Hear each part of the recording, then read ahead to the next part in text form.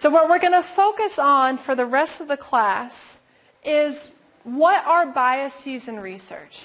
So I will tell you right now, no study is perfect, okay? I was involved in this study we just discussed, and I'm not trying to tell you it is a perfect study. But it's really important as researchers that we can see what are the problems with research and what can we do to help understand how to interpret the research given those problems. So there's several possible problems with research. So we have internal validity. And internal validity is, do I believe the results that are presented? So do I think what they show is true where they studied this? So is it true in Southern Kayonza what they observed in Southern Kayonza? Is internal validity. External validity and generalizability is, does the result here apply to other places? Perfect. So this is what they observed in Southern Kayonza. Internal validity is, do I think it's true? Is this really what's happening in the Southern Kayonza? That's internal validity. External validity is, do the results in Southern Kayonza apply to Karehe? Do they apply to Kigali? Do they apply to Kampala? So asking whether or not what they observed here could be extrapolated or could be generalized to other areas. So with internal validity, it's, do you believe the results? And with external validity is, do these results apply to your population or to other populations that you're interested in? For the most part today, I'm just going to focus on internal validity. So what are things that could happen in the research process that make you not believe what they're presenting? And there's two types of errors in research. One we've actually already talked about, which is what we call random errors.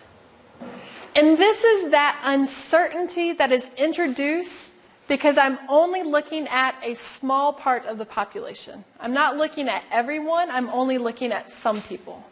So in this study, I'm not looking at all patients in Southern Kayonza, I'm only looking at about 400 encounters. So the only way to avoid random errors is if you have a census. Okay?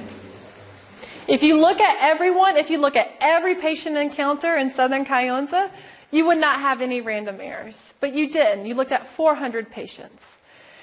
Now the good news about random errors is you can actually quantify that uncertainty. You can quantify how unsure you are on what you report. And that quantification is done through confidence intervals. And the other way is p-values. And I'm going to introduce p-values to you in this homework this week. And then starting next week, we're really going to dive into p-values and what a p-value is.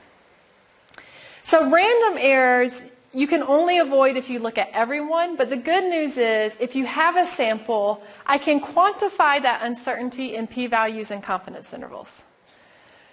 And then there's this other type of error, which is a systematic error or a bias. And these are errors that are introduced by the design that you chose or the way that you collected your data. These most often affect accuracy. So how close are you to the truth? And I'll show you a picture to help you better understand what I mean by accuracy. And the problem with biases, and the reason why we talk about bias all on its own, is usually when you introduce a bias, when you introduce this problem, there's not a lot you can do to fix it. Okay? So I might say, I have a bias in my study, I know that bias is there, and I really just don't know how my result would be different if it was not there. So you introduce a problem, and you don't really know how to fix it. Okay, and I'll show you some tricks or some ways to better understand if you have a bias. But once you introduce a problem like a bias, it's very hard to fix. Okay, so we avoid them, and I will tell you right now, it's almost impossible to avoid entirely. So just because there is a bias doesn't mean that the research is bad research. It just means you need to be careful in how you interpret the results. So what do I mean by accuracy? So remember with sampling, when I take a random sample, there's going to be some uncertainty. I don't think what I got was the truth, but I have some idea of the truth. Okay? And when I talk about sampling errors,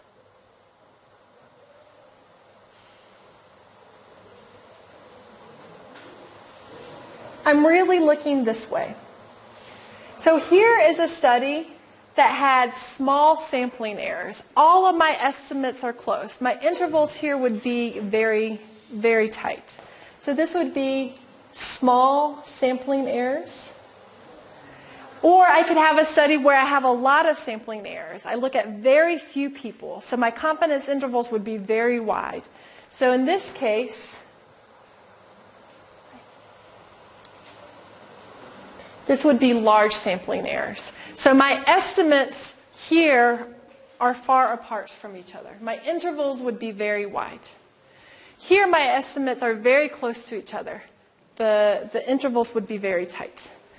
Another way you'll see this called in science is precision. So here I have high precision, and here I have low precision.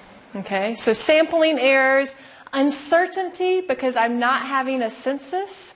If I have a lot of uncertainty or large sampling errors, my confidence intervals will be very wide, or my estimates will be far apart. And you can see here the estimates are far apart.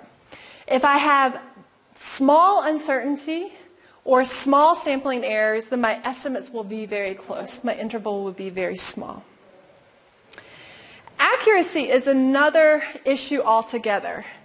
And when I talk about bias, it's another issue altogether. Bias changes what the picture is. So I want to know the truth. My truth might be here. If I have a bias, my estimate will be away from the truth. Okay? So if I have a bias, some problem with my research, my estimate that I'm getting is away from the truth. So here's a study that has high precision, little sampling error, but it has bias. It's inaccurate. So the way I would describe this is on this scale,